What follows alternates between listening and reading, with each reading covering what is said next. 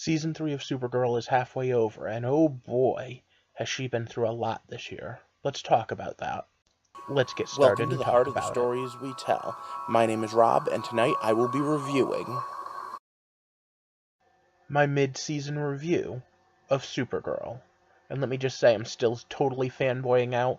This is probably one of the best superhero shows that I've seen in a while, although no longer the best. There's a lot of things I want to talk about and unpack about this, but first, the elephant in the room. The crossover. Last year I called her crossover a Red Sky crossover, based on the comic book Crisis on Infinite Earths when they tried to say everything was tied in, but half the time it was just the fact that there was a red sky in the issue. This year they did much better. It was like one big long movie. But her show was the only one that didn't end up with a major change. Over in Legends, we have a major change. At Arrow, we have a minor change. In Flash, we have a major change. In Supergirl, meh, she just went away for the weekend. But alright, for those of you that don't know, what I do here is I do commentary on stories, but I also do concept work. Why we tell stories, how we tell stories, that sort of thing. If that sounds interesting to you, click the subscribe button.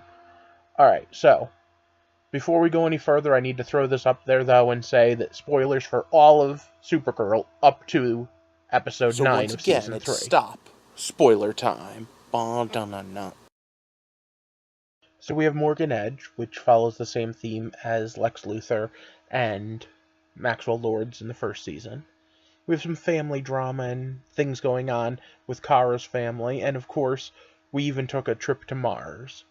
But let's be honest, the two main things, one is Rain, a superpowered Kryptonian world destroyer who's come here with some nefarious reason, but doesn't know it. Oh yeah, and her boyfriend's back, and you're gonna be in trouble. Hey, nah, alright, sorry. Because he's a founder and member of the Legion of Superheroes. Although we don't really get much about that. Yeah, we've had other superheroes on the show before, including Mon-El before this. And Manhunter does step up his game pretty severely this season, with the fact that they aren't holding back quite so much with his power level. Although every once in a while I get the feeling that they kinda still do. We've spent quite a bit of time at building him and building Kara and her relationships and the whole idea of what it means to be both from Krypton and from Earth. Which brings us to our final thing, which I think will be important in the second half, a whole cult of people that worship Supergirl, the way that they've worshipped Superman in the past. But alright, the Legion of Superheroes is a complex thing.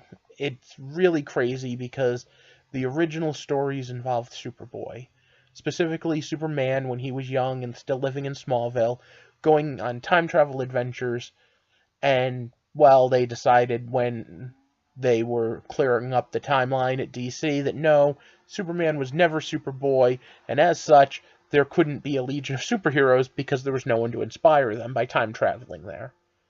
So they created a character, Mon-El, Valor, and Superman locked him away until they could find a cure, and then years later he came out, and yeah, there have been like 100 different origins and variations, but the Legion of Superheroes are a group of superheroes in the 31st century who fight evil on an interplanetary scale.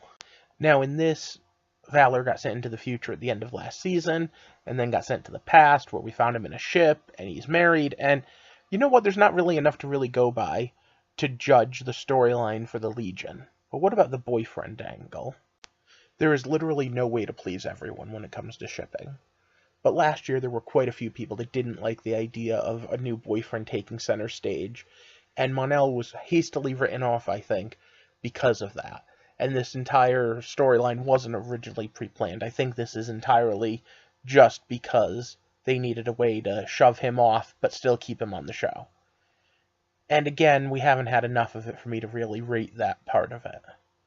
So, I guess I'm meh on it. I like Mon-El. I like where they're going. I'm really hoping for a lot of cool Legion stuff. But so far, Supergirl hasn't interacted with it much. So let's move on to secondary villains. Specifically, Morgan Edge. Yeah, Bloodsport showed up, but he didn't stick around the way I thought he was supposed to.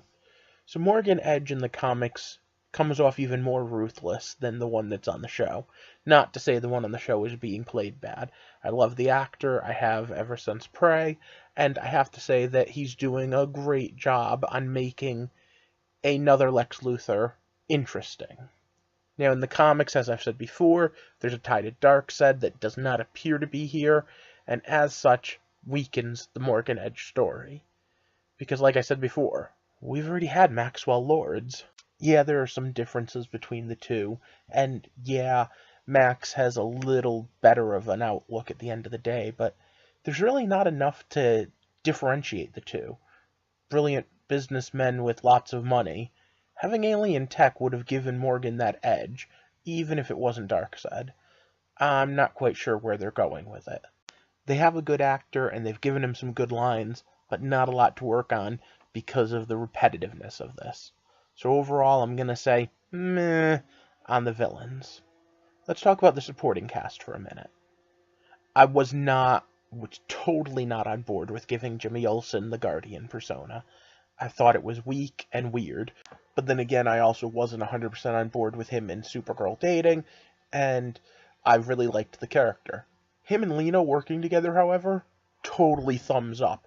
The two of them have good on-screen chemistry, and the two of them are both friends of Kara that will lead to an interesting dynamic, although there is still part of me that totally wants Lena to accidentally call Supergirl Kara one of these days. But okay, on to the main event. The one you've really been waiting for. What do I think of Reign? Well, I think that introducing the daughter's an interesting way to go. It humanizes the villain in a way that they didn't do in the comic. But they still are keeping the powerhouse nature of the comic book character, and I like that. We have someone that can go toe-to-toe not just with Supergirl, but potentially with Supergirl and help. There's no reason why Martian Manhunter needs to hold back when it's going up against another Kryptonian. And yeah, we've had Kryptonian on Kryptonian action in the first season, so there's repetitiveness with that. This feels different because we are connected to Samantha before we're introduced to Reign. I do have some questions about how Superman's going to interact on this, and to be honest, if he doesn't show up in this mid-season opener, I'm going to be in for some disappointment. But you know what? I really like the way they did this. Samantha and Ruby becoming friends with Alex and Kara and Lena. It makes for a new dynamic. And you know what? I really like their little girl night out things. I like the fact that they can have this almost normal situation. And in the middle of it, we have this tragedy because Ruby, being the daughter, doesn't even know what her mother really is. Now, yeah, maybe turning around that was fully Reign in control, or maybe it was just a jump scare at the mid-season break, we're not sure. But then again, we also have the powerhouse that is Reign showing up now. I think I said this during the episode review, but when Reign attacked those villains, it actually looked like it was Batman at first. And when her and Supergirl went at it, it felt like two Kryptonians going full bore all out. And that's what I loved. I especially love the fact that Reign is more powerful than Supergirl, because Supergirl has a team, Supergirl has backup. I mean, yeah, we don't know exactly how strong Daxmites are compared to Kryptonians, but right now Valor is here. And we also have Manhunter, and that's before you count in Guardian and helpers in the background like Wynn, Alex, and Luthor.